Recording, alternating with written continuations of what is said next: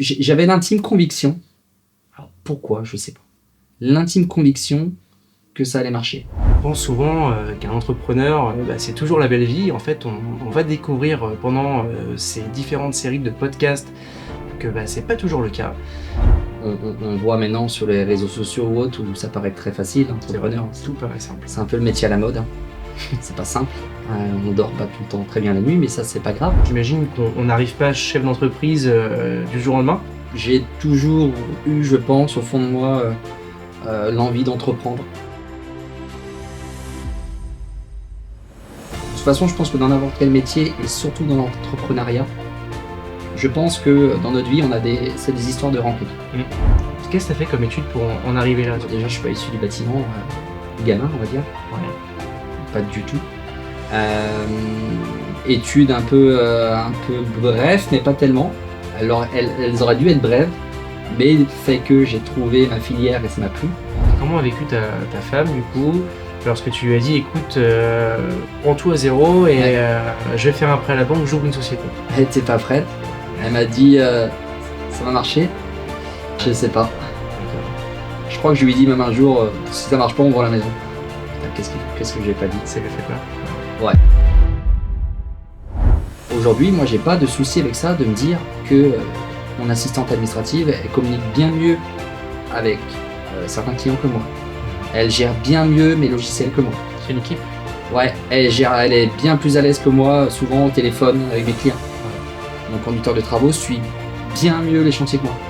En fait, notre réussite aujourd'hui passe par le fait de compter sur ses collaborateurs, de leur faire confiance et de leur dire qu'on est content de leur travail.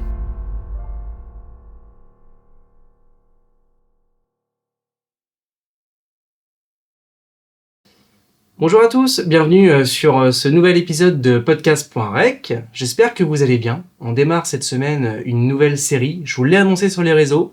On a fait le choix de programmer une série de podcasts consacrée à la vie des entrepreneurs. On voit beaucoup de chefs d'entreprise parler de leur métier, des fois de manière un petit peu cachée, des fois plus ouvertement. Et en fait, on a du mal des fois à cerner exactement ce qu'est un entrepreneur, quelles sont ses responsabilités, quelles sont ses actions au quotidien. On pense souvent qu'un entrepreneur, c'est toujours la belle vie. En fait, on va découvrir pendant ces différentes séries de podcasts que c'est pas toujours le cas. Et notre premier invité de cette série, c'est Camille. Camille qui est le dirigeant de l'entreprise Cybelle Extension de Lannion et de Morlaix, si je me trompe pas. C'est ça, tout à fait. Camille, ce que je te propose déjà, c'est de te présenter. Okay. Et puis explique-nous un petit peu ce que tu fais du coup. Ok. Alors moi je m'appelle Camille, je vais avoir 36 ans, je suis natif de Lannion. Et donc je suis contractant général spécialisé en extension de maison. Ok, alors ça veut dire quoi contractant général exactement? Alors on connaît tous le terme maître d'œuvre, qui est très connu dans le milieu notamment du bâtiment. Un maître d'œuvre est une personne qui met en relation des artisans pour proposer des services aux clients. Ok.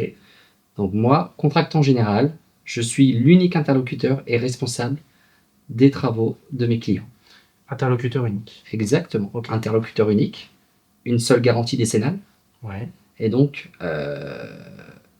un seul devis aussi qui permette à mes clients d'avoir finalement un suivi très simple et une communication aussi très simple avec mon entreprise. Ok. C'est ça. Donc en fait, si on a besoin de tes services, c'est uniquement toi. On n'a pas besoin d'aller se battre avec d'autres entrepreneurs. Tout à fait, parce que je travaille à l'année avec une dizaine d'entreprises partenaires, entreprises locales, qui m'accompagnent sur ma 20-25 chantiers par an. De Plestin-les-Grèves à Lannion, à Paimpol. J'ai bien cité un peu ce triangle-là. Tout ça pour dire que je ne choisis pas mes artisans en fonction de la commune où je vais exercer, mais c'est vraiment une équipe qui m'accompagne sur l'ensemble de mes chantiers tout au long de l'année. Ça fait maintenant 4 ans que je suis installé. Donc on commence à avoir en effet quelques chantiers derrière nous. C'est des personnes de confiance du coup. Ouais, c'est vraiment des partenaires, que ce soit bien évidemment dans la vie professionnelle, puisqu'on se voit du lundi au vendredi, mais c'est des gens qui, au-delà de ça, on a créé une relation vraiment humaine, super sympa. J'aime pas le terme sous-traitance qu'on utilise vraiment juridiquement parlant, bien évidemment. Mais c'est vraiment des partenaires dans la vie de tous les jours. Ouais. Ok. Parlons un peu de Cybelle Extension. C'est quoi exactement? Qu'est-ce que tu proposes comme service? C'est le moment de faire ta pub. Et après, on va revenir sur ta vie vraiment d'entrepreneur pur et dur. Ok. Donc Cybelle Extension, c'est une franchise spécialisée dans l'extension de maison, comme l'indique son nom. C'est une franchise qui a été créée il y a 10 ans par 2 personnes, donc Vincent Noël et Didier Fontaine, qui avaient pour but de proposer à des clients un accompagnement premium spécialement fait pour l'extension de maison. Donc avec un contrat unique, un seul interlocuteur, une seule garantie décennale, et enfin, c'est un peu d'actualité en ce moment, un prix qui à la signature est ferme et définitif. Ok, peu importe ce qui se passe après en fait. Exactement. Ouais.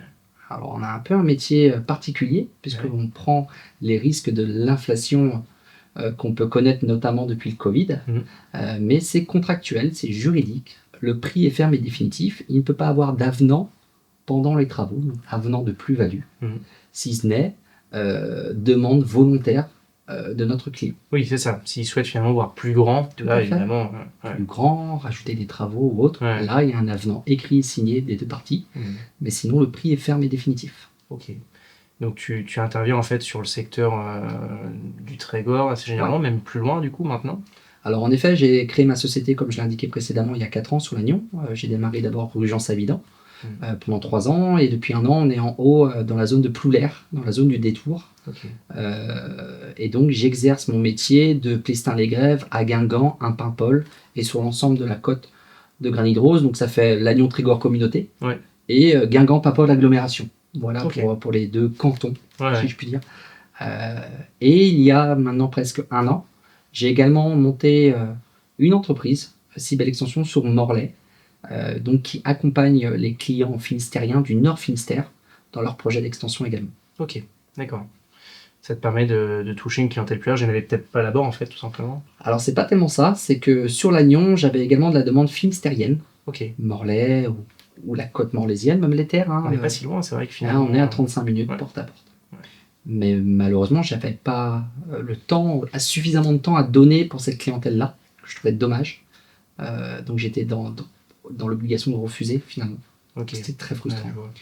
De la même manière, j'avais envie d'agrandir un peu ma force de vente, agrandir un peu, toute relativité incluse, ma notoriété. Donc, et c'est venu assez naturellement aussi par le biais d'une rencontre qui est aujourd'hui donc mon responsable d'agence à Morlaix, Emmanuel.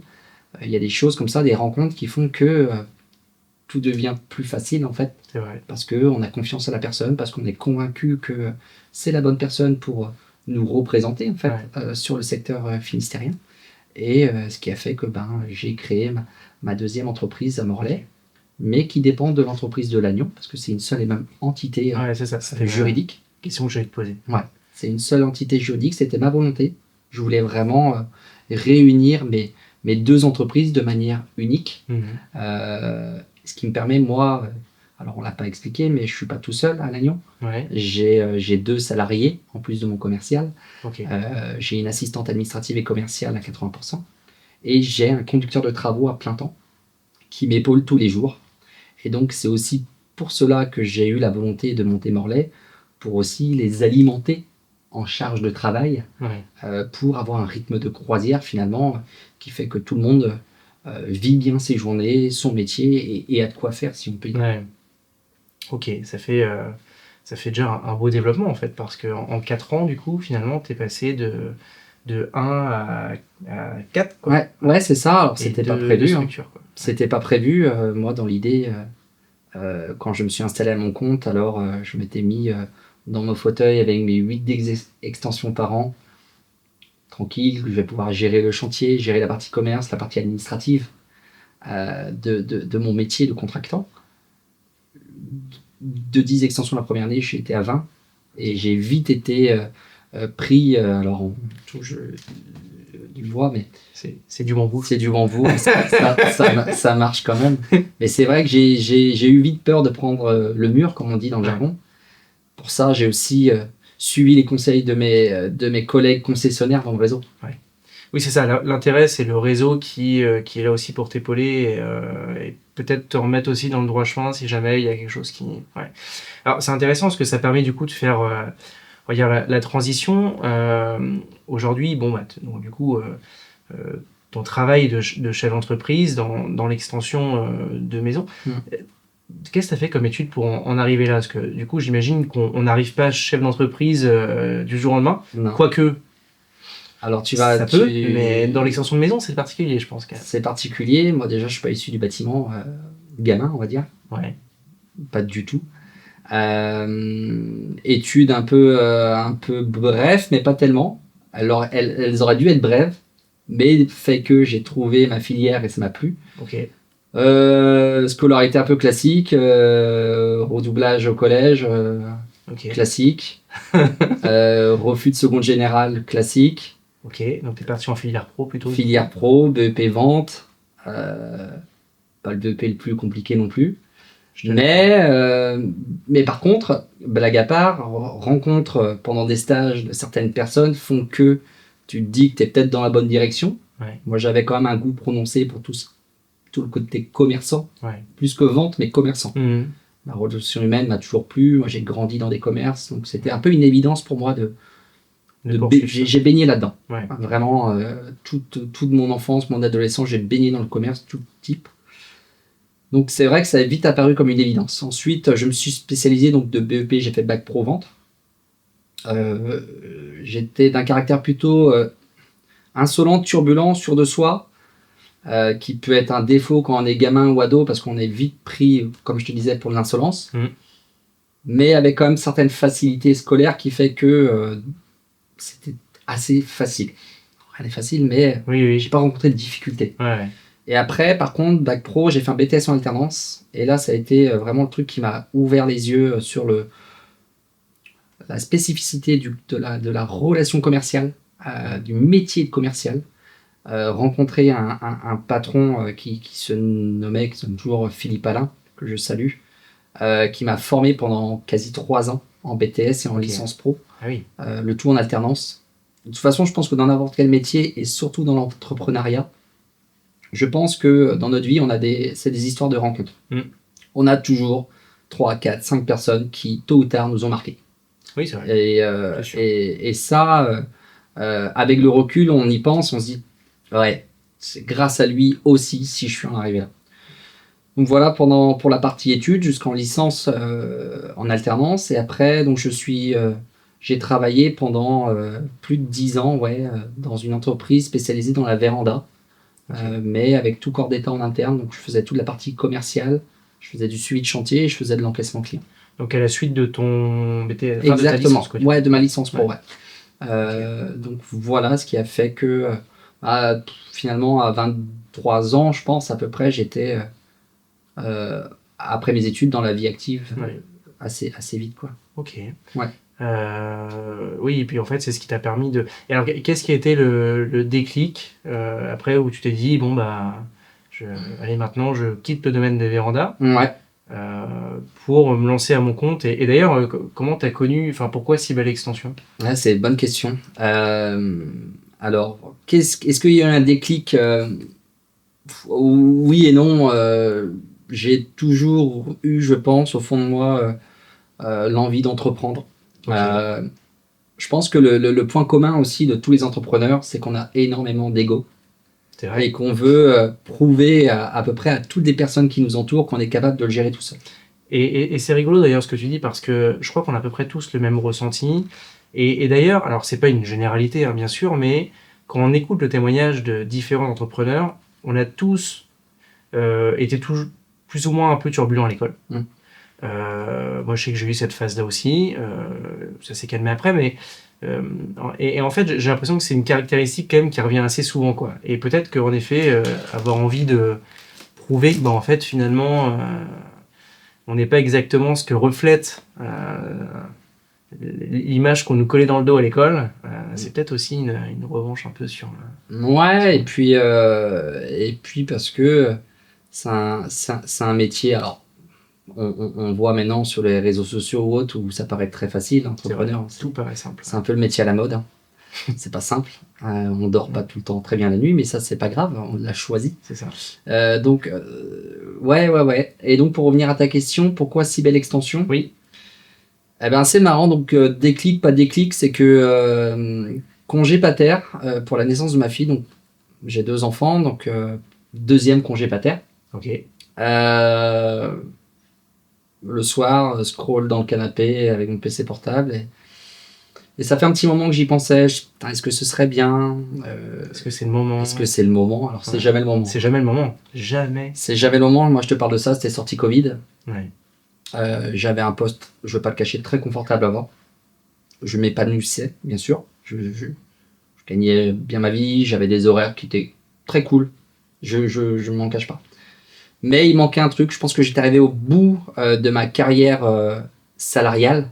T'avais envie de voir autre chose. Ouais, j'avais des bons résultats, ça marchait, j'aurais pu continuer comme ça 10 ans, c'est sûr.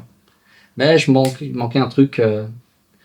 Et donc un soir, dans mon canapé, PC sur les genoux, je tape franchise, extension de maison. Ok. Pourquoi j'ai tapé franchise? Parce que j'avais quand même besoin de ce côté appartenance. Je trouvais que c'est un côté très rassurant. Mm-hmm. Alors, après, il y a franchise et franchise. C'est ça. La plupart des gens ont un côté assez néfaste du mot franchise parce qu'on a des mauvais exemples qui nous viennent. Et on ne parle que des mauvais exemples, souvent dans les médias. Donc en fait, c'est vrai qu'on peut avoir cette mauvaise image. Ouais. Donc, si belle extension, j'envoie un mail. Donc c'était à l'époque du second confinement. Okay. Répondre par mail. Donc Cécile, que maintenant je connais très bien, qui est responsable communication, marketing et développement du réseau, me répond et me propose une visio. Visio où on apprend à se connaître. On ne pouvait pas se rencontrer encore à l'époque, c'était au mois d'octobre-novembre. Covid. Il me dit écoutez, votre profil m'intéresse, pourrait coller à un poste donc de concessionnaire où on est donc concessionnaire indépendant. On a beau être dans une franchise, on est tous indépendants, on est tous à nos comptes. Et écoutez, l'idée ce serait de pouvoir se voir dans 2-3 semaines. Donc on me propose une réunion d'information, ils appellent ça. C'est une journée où ils nous présentent les grandes lignes de notre métier, mais aussi de la valeur ajoutée de la maison mère, de la franchise Si Belle Extension. Qui est à Paris du coup? Non. Même pas? Qui est encore plus près que ça, puisqu'elle est à Rennes. Ah oui, donc c'est presque du local. En fait, c'est breton, hein, donc c'est à la Chapelle des Fougerets, donc c'est la première couronne rennaise. Ok. À 1h45 d'ici. Ah ouais, donc voilà.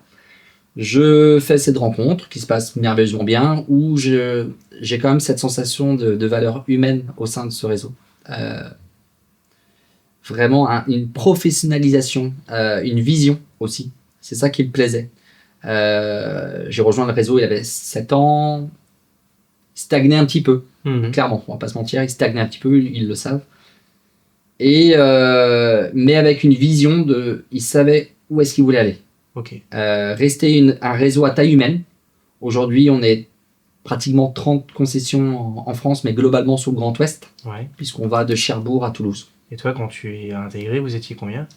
Après, il y a des départs, il y a des arrivées, hein, comme dans toute franchise, mais je pense qu'on était entre 22 et 25. Je n'ai pas le chiffre exact, mais ça doit être là. Oui, donc ça a quand même continué à évoluer. Ça a évolué, ça s'est énormément développé en nombre de projets. En chiffre d'affaires mathématiquement. Bien sûr. Mais aussi la vision de cette franchise a fait que on voulait se professionnaliser, être vraiment les experts dans l'agrandissement de maison, avec une démarche vraiment très spécifique, c'est-à-dire qu'aujourd'hui, quand on va chez les gens, tout le monde peut coller une extension sur une maison. On va dehors, pignon de maison, très bien, vous voulez la mettre là, 5x4, c'est parfait, tout le monde est capable de le faire. Oui. Nous, pratiquement tout le monde qui fait ce métier-là. Oui, c'est ça. Ouais. Nous, dans notre démarche, on a vraiment une démarche, je dirais, où on voit le projet de l'intérieur, où on discute avec les gens sur les besoins. Qu'est-ce qui vous manque? Comment vous vivez dans la maison? En fait, nous, on voit le projet à l'envers. De l'intérieur pour aller vers l'extérieur. Et en fonction de comment on aménage l'intérieur, l'extérieur va venir ensuite. Ok. Et pas l'inverse. Ouais. Chose que, oui. Ouais. D'habitude, c'est plutôt l'inverse, en effet. Exactement. Ouais. Quelqu'un qui va faire un salon coin télé, c'est-à-dire une quinzaine, vingtaine de mètres carrés, où il veut son canapé, le couple veut sa petite table basse, sa télé accrochée au mur, tout ça. Ouais. Ben, nous, on va demander quelle est la taille du canapé, quelle est la taille de la table basse, quelle dimension pour la télé. Et de là va se construire, va se définir, entre guillemets, la superficie. Ouais, quel est le recul que vous voulez. Où est-ce que vous allez mettre la télé pour qu'on puisse poser une fenêtre ou une porte-fenêtre. comment vous vivez dans la maison. Et c'est ça vaut pour un coin télé, ça vaut pour un aménagement extension type cuisine. On fait énormément de suites parentales aussi. Pour une chambre, j'allais le dire. Voilà. Okay. Donc nous, c'est vraiment le sens de circulation et l'agencement intérieur qui va faire de comment on va proposer une extension derrière. Okay. Et après, on va parler de mode architectural. Mm-hmm. Et ça, c'est plus l'aspect extérieur. Ouais, ok. Alors, pour revenir du coup sur si belle extension, donc du coup, tu as eu le coup de cœur. Ouais. Premier rendez-vous, c'était acté tout de suite. Ouais, dès lors que je suis sorti du rendez-vous. Tu savais que c'était bon. Ouais. Dans ma tête, je pense que j'avais passé un gap aussi.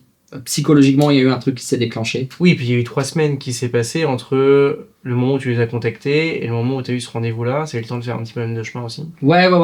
Donc non, je prenais du plaisir dans mon métier. Hein. J'ai eu la chance de travailler dans une entreprise vraiment géniale où j'ai énormément appris. Ouais.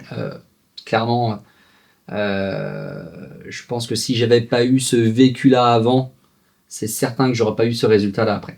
Ça, c'est indéniable, c'est sûr. Mais j'avais besoin de travailler tout seul, de me prouver que j'étais capable. Et on revient sur l'ego. De te prouver à toi déjà. Ouais. Et puis, Ouais. Je savais que j'en étais capable. Après, de bien le faire ou de mal le faire, je sais pas. Mais je crois que surtout de me le prouver à moi, de le prouver aux autres. De dire, vous voyez, mes convictions m'ont amené à faire que ça marche. Ouais. Ça n'a pas été parfait. Et c'est jamais parfait encore aujourd'hui. Heureusement. Mais ouais. Mais en tout cas, on essaye d'être sur la bonne voie pour s'épanouir dans notre vie d'entrepreneur, quoi. J'aimerais qu'on revienne vraiment sur ton parcours, enfin sur tes débuts avec si belle extension. Est-ce que tu te souviens de ton premier client? Question piège. Ouais, exact. Mon premier rendez-vous ou mon premier client? Ton premier vrai client. Où j'ai signé l'extension. Ouais. Petite anecdote, c'est que cette cliente-là m'avait déjà appelé avant même que je crée mes papiers pour la société. Ok. Non pas qu'elle me connaissait par ma carrière précédente, mais elle connaissait certains membres de ma famille, de ma belle famille. Ok. Et cette personne-là, elle m'a appelé, je crois que c'était le lendemain où j'avais quitté mon précédent poste.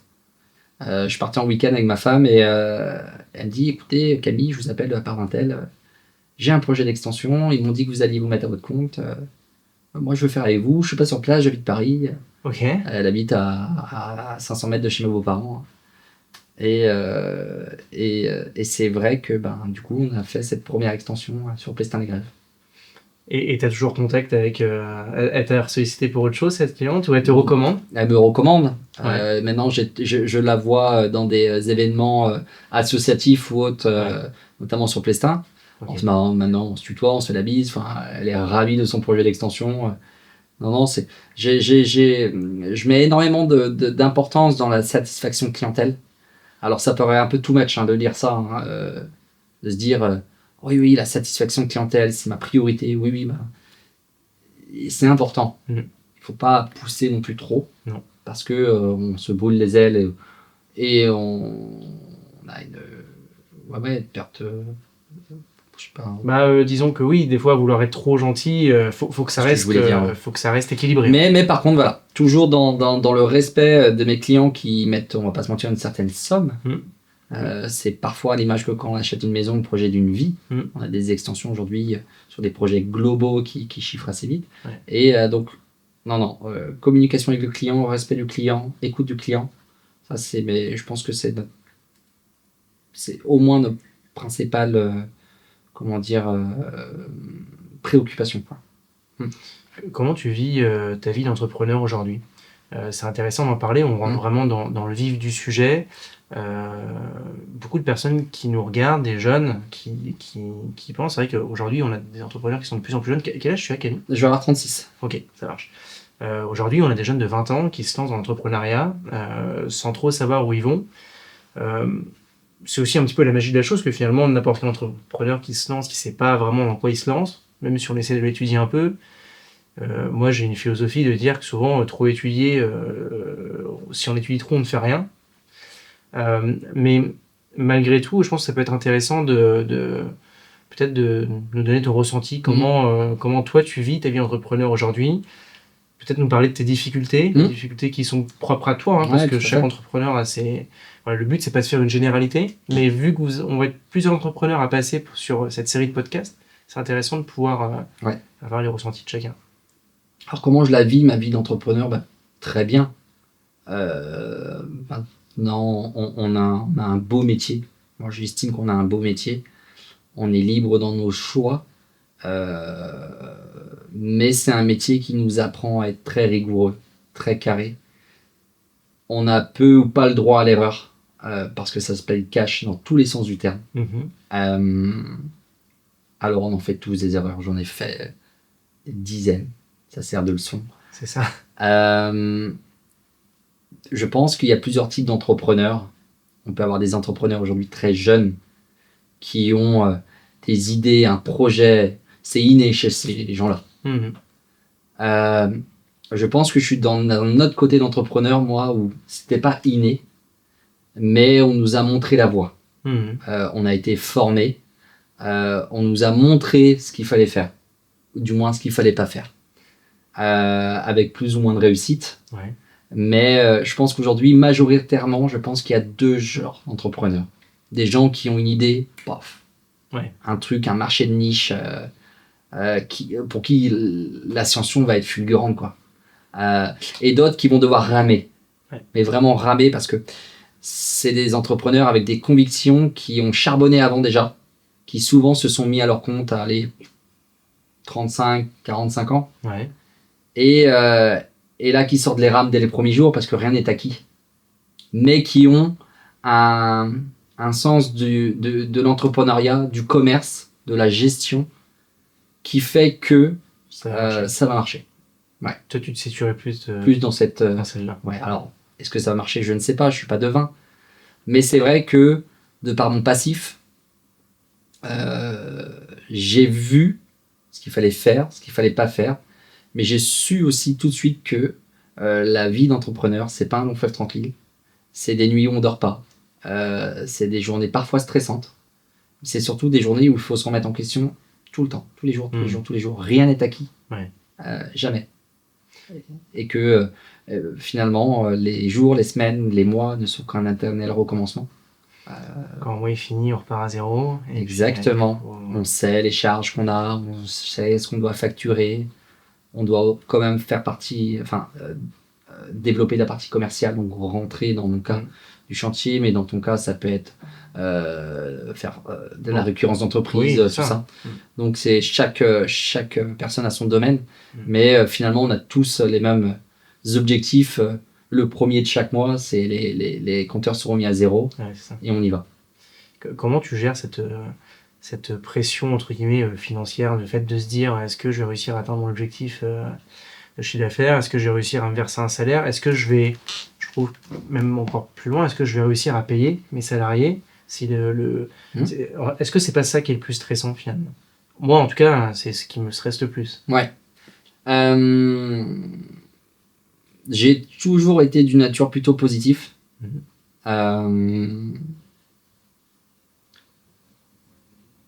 Je pense que on doit faire avec. Je pense qu'aussi être entrepreneur, surtout quand on a des salariés, des stagiaires ou autres, on doit être la locomotive de notre entreprise. Ce qui fait qu'on doit être impassible. Ça ne doit pas se voir sur nous. Ça ne veut pas dire que là-haut, ça ne tourne pas. Mais on est là pour rassurer notre équipe. On est, comme je disais, la locomotive de notre entreprise. Si on commence à faillir, tout le monde les autres faillissent. Si tu commences à faire peur, c'est comme quand tu rentres le soir à la maison. Moi, je sais que je suis bien accompagné sur le sujet. Je parle très peu de mon travail à la maison. Je pense que j'en ai trop parlé à un moment donné.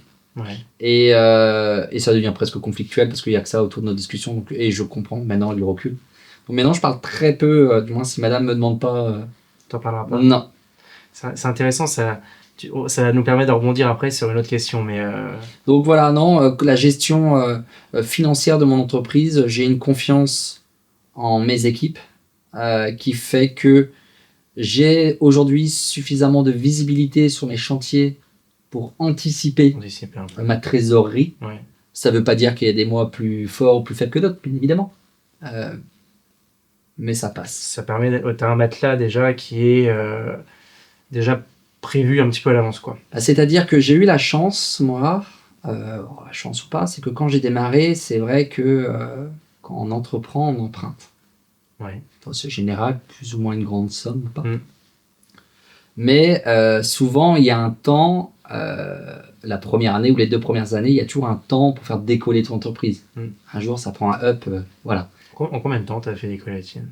À partir de quand tu t'es dit... Ouais, la première année. Ouais, ça y est, c'est parti. Ah bah oui, j'ai dû embaucher très vite parce que j'en avais la nécessité.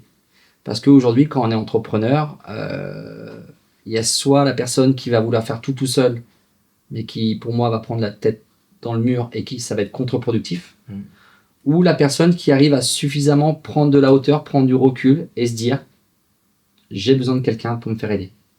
Aujourd'hui, moi, j'ai pas de souci avec ça, de me dire que mon assistante administrative, elle communique bien mieux avec certains clients que moi. Elle gère bien mieux mes logiciels que moi. C'est une équipe. Ouais, elle est bien plus à l'aise que moi, souvent au téléphone avec mes clients. Ouais. Mon conducteur de travaux suit bien mieux les chantiers que moi. Et qu'en fait, notre réussite aujourd'hui passe par le fait de compter sur ses collaborateurs, de leur faire confiance et de leur dire surtout qu'on est content de leur travail. Ouais. Et donc, j'ai pas peur de dire que ces gens-là font, dans leur métier, ils sont plus compétents que moi. Parce que tu as fait la démarche d'aller chercher des compétences que tu maîtrisais moins, peut-être du coup, dans le but de se développer encore plus vite, quoi. Alors, c'était soit des compétences qui étaient très chronophages, je pense notamment à la partie administrative de notre métier, la partie conduction de travaux, où là, ça nécessite quand même une expertise sur des points techniques. C'est des choses, la partie suivi de chantier, il faut être très disponible pour nos artisans, pour nos clients. Et à un moment donné, moi, je faisais 4 métiers à la fois, quoi. Donc, à part faire 8h, 20h, donc à un moment donné, j'avais pas envie de ça. C'est-à-dire, dans ma vie d'entrepreneur, j'avais pas envie de ça. Donc, j'ai recruté très vite. J'ai recruté très vite parce que mon entreprise s'est développée de manière assez rapide. Et c'est aussi pour ça que j'ai recruté très vite. Si ça n'avait pas été le cas, j'aurais pas pu recruter. Tout à l'heure, on a fait une petite parenthèse sur le côté vie familiale. Alors l'idée, c'est pas de rentrer dans ta vie intime, mais c'est toujours intéressant d'avoir le ressenti. Comment a vécu ta femme, du coup, lorsque tu lui as dit, écoute, je m'en vais du travail où tu étais salarié avec une vie confortable, tu nous disais tout à l'heure, et on reprend tout à zéro, et je vais faire un prêt à la banque, j'ouvre une société. Elle était pas prête. Elle était pas prête. Elle m'a dit ça va marcher. Je sais pas. D'accord. Je crois que je lui ai dit même un jour si ça marche pas, on vend la maison. Il fallait pas lui dire ça. Ah non, putain, qu'est-ce que j'ai pas dit. Ça lui fait peur. Ouais. Après j'ai toujours essayé d'être rassurant. Comme on disait précédemment, je pense qu'un entrepreneur est assez sûr de soi quand même. Du moins, il faut l'être. Oui. Parce que si t'as peur, si t'es pas sûr de toi... Il faut être convaincu soi-même, déjà. C'est la base. Reste là où t'étais. Donc, j'avais l'intime conviction. Alors, pourquoi? Je sais pas. L'intime conviction que ça allait marcher. Je ne savais pas à quelle échelle. Je ne savais pas dans combien de temps. Mais j'avais l'intime conviction que ça allait marcher. C'était ma volonté. Donc, en fait, moi, il y avait pas de plan B, en fait. Il y avait un plan A, c'est que ça marche. Plan B, il n'y en avait pas, quoi. Donc, il n'y a pas eu de crainte, si ce n'est inconsciente, mais... Il y a eu une confiance qui s'est établie tout de suite, vas-y, je te suis, quoi. Ouais, de toute façon, si t'as pas ça, c'est mort. Clairement, on est un métier qui, psychologiquement, moralement, fluctue. Il y a des jours où ça va, il y a des jours où ça va moins bien. Il faut savoir lisser un peu. Mais évidemment, si t'es pas accompagné à la maison, c'est mort. Ça marche pas. On a des enfants qui avaient à l'époque 6 mois et 3 ans et demi. Donc il y avait aussi ça à gérer aussi. Mais clairement, hein, je me cache pas de me dire que les 3 premières années de ma mise en activité, heureusement ma femme était là. Parce que c'est elle qui a géré le back-office à l'arrière. Ouais, c'est ça. Mais c'est important de le dire, parce qu'en fait, c'est vrai qu'on en parle peu, mais en fait, oui, ils sont un soutien indispensable, en fait. On peut pas... on peut pas être partout. Donc, quand tu as des rendez-vous à 19h le soir et que tu rentres, il est 20h30, 21h. Quand tu pars en déplacement, là, tu vois, demain, je pars en réunion nationale à Niort. On est mercredi. Voilà. Les écoles sont fermées parce qu'il y a la canicule. Voilà. Ouais. Mais je pars une fois par an en convention nationale. Je fais partie d'un cercle d'entreprise qui s'appelle Carbao. Enfin, tout ça fait que j'ai une vie professionnelle très dense, qui fait que si elle n'est pas OK avec ça, ouais, ça marche pas. Ça marche pas. Ça lui a jamais donné envie de devenir entrepreneuse, du coup, en te voyant Non. faire? Non, elle bosse dans le médical, donc c'est pas ça, Ah oui. pas sa came. Ok. La question ne s'est jamais posée de travailler ensemble. Ok. On n'est pas fait pour travailler ensemble. Ça, c'est rigolo. Ouais, pour moi, c'était inenvisageable de travailler ensemble. Ouais. Ok. C'était non. Je quadrille très bien ma vie. J'ai le perso et j'ai le pro. C'est assez rigolo et encore une fois, je trouve que ça rejoint beaucoup d'entrepreneurs. Pour ceux qui me connaissent, qui me suivent depuis longtemps et autres, vous êtes beaucoup à me poser la question parce que moi, pour le coup, ma conjointe est entrepreneuse. Et on nous pose souvent la question, mais pourquoi vous ne faites pas une seule entreprise? En fait, on répond toujours, on s'entend super bien dans le perso. On n'est pas du tout sur la même longueur d'onde en termes de gestion d'entreprise et donc le meilleur moyen de ne pas se prendre la tête, en fait, c'est de garder et de séparer. C'est ça. Et c'est vrai que souvent, oui, en général, quand on s'entend bien en perso, c'est normal, en fait, chacun est différent, quoi. Donc, ouais, non. Mais, surtout que nous, on a des métiers qui sont totalement différents. Voilà, pour le coup, c'est pas compatible du tout. Camille, j'aimerais qu'on revienne sur un petit mot que tu as prononcé tout à l'heure. Tu as prononcé le mot club Kerbao, club d'entreprise. Club d'entreprise, ouais. Ça te sert à quoi concrètement, du coup? Alors, moi, j'ai rejoint le réseau Carbao, qui est un groupe d'entrepreneurs situé sur Lannion, Pérouse-Garrec, où on s'est réunis tous les mercredis de semaine paire, une fois sur deux, le matin, dans une salle à Rosemarine, à Pérouse. Ouais. Qui nous permettent d'échanger avec d'autres entrepreneurs, partager un petit peu notre quotidien. On a un métier qui parfois est assez solitaire, où on se pose beaucoup de questions. Et c'est vrai que de se réunir avec d'autres entrepreneurs, ça fait du bien. Ouais, alors ça fait du bien, ça permet de pouvoir répondre à nos interrogations, à nos problématiques quotidiennes. Et on trouve grâce à ça souvent des solutions. On peut trouver des solutions sur de l'aspect juridique, sur l'aspect comptable, sur l'aspect recrutement. C'est vrai que grâce à ça, ça nous ouvre vers les d'autres entreprises. On y va aussi, bien évidemment, pour faire un peu de business, on va pas se mentir. Mais au-delà de ça, ça permet... je pense que la première raison, c'est la notoriété. Je pense que c'est ça... se montrer, se faire connaître. Ouais. Et finalement, on a un peu tous les mêmes problèmes. Même si on a tous des métiers un peu différents, il y a des questions récurrentes qui reviennent, d'autres qui sont passées par l'épreuve avant nous. Bah ouais, en fait, on se rend compte que quand on discute avec les copains maintenant du club, tôt ou tard, on a eu ces problématiques-là. C'est rigolo ce que tu dis les copains. C'est-à-dire qu'il y a même une sorte d'intimité. Oui, on n'est pas amis non plus, mais c'est vrai qu'on a cet esprit un peu camaraderie. Camaraderie, convivial. Maintenant, il y a pour beaucoup, on se connaît depuis quelques mois, voire une petite année ou deux. Il y en a dans le club qui se connaissent depuis encore de plus longue date, mais c'est vrai qu'il y a cet esprit de camaraderie qui est vraiment sympa. Comme le dit Carbao, on y va pour le business, mais on vient surtout pour l'éthique. Ouais. Le business, c'est une chose. Le côté éthique, c'est, je pense, aussi très important dans la recommandation. En fait, je trouve que moi, je m'y retrouve vraiment bien dans la recommandation dans ce club-là. Je dis souvent que c'est du business indirect, moi. C'est l'image de marque, beaucoup. Ouais, du business à long terme. On y va quand même pour du business. Hein. Oui. On va pas se mentir, mais c'est... on y va surtout pour de la recommandation. Voilà, être recommandé par quelqu'un.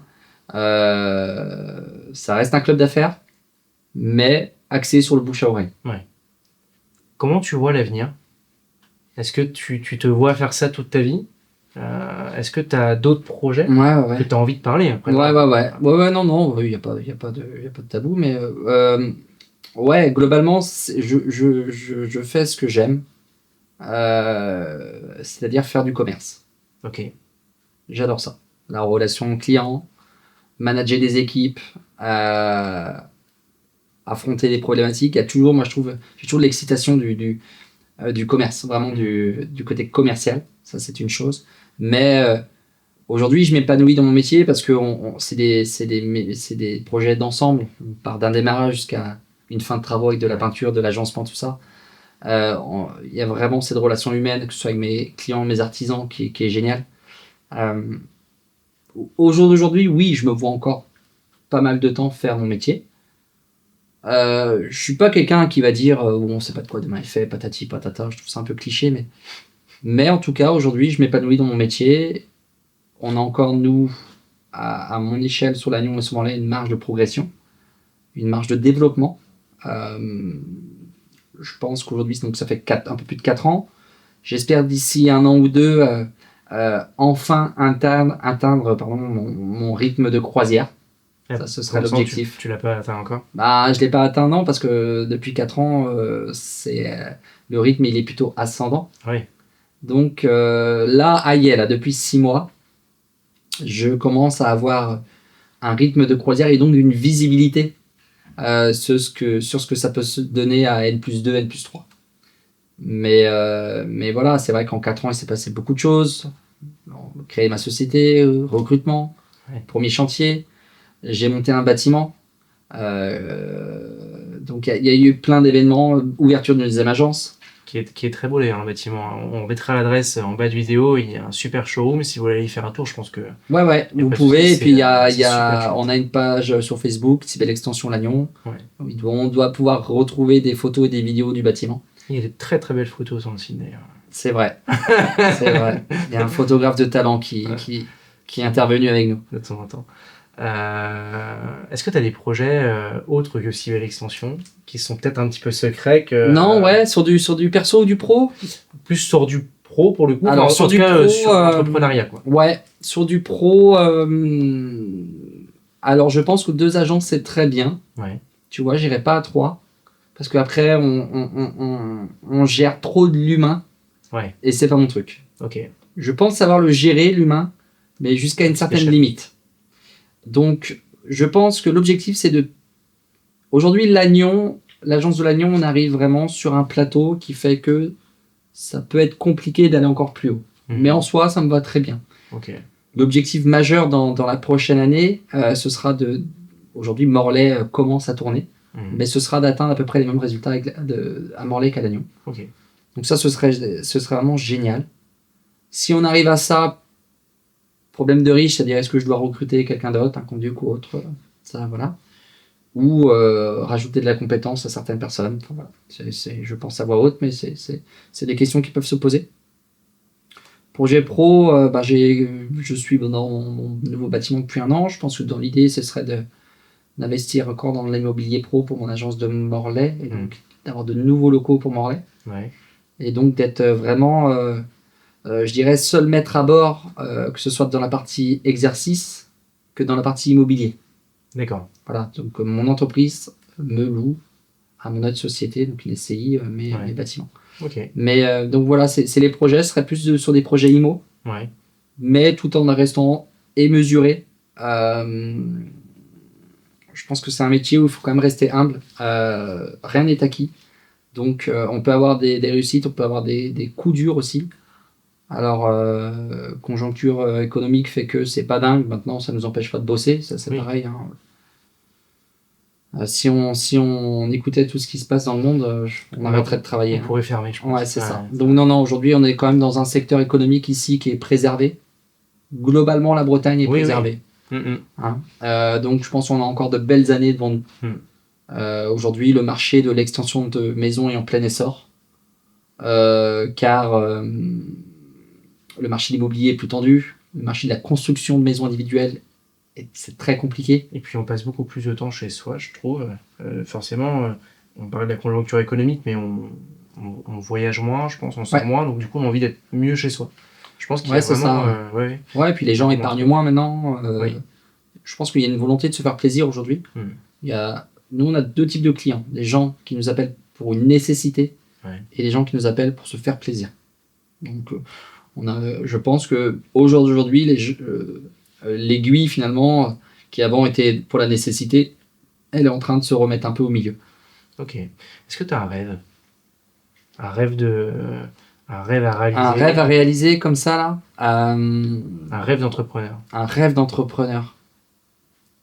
J'en ai pas forcément, parce que je pense être assez réaliste aussi de ma situation, de mes obligations. Ouais. Non. Je suis pas quelqu'un de rêveur déjà. Ok. Je suis quelqu'un d'assez, comment te dire, réaliste, terre à terre. Ouais. J'ai une vision, je sais où je veux aller. Je sais par Et tu t'y tiens. quoi il va falloir que je passe. Ouais. Je sais les étapes que je vais devoir passer. Mais toujours l'une après l'autre. Voilà. J'essaye d'être, non pas dans le calcul, mais assez mesuré. J'ai connu une ascension très rapide, qui n'a pas été forcément très facile à gérer. Ouais. Que ce soit émotionnellement parlant, au niveau du stress, de la gestion humaine. En fait, on voit toujours d'un bon œil un pic d'activité ou de croissance. Mais en fait, c'est assez flippant. Parce qu'on a peur de se faire avaler par tout ça. Donc, non, pas de rêve. Vraiment un objectif de pérenniser mon entreprise, de lui donner de la valeur.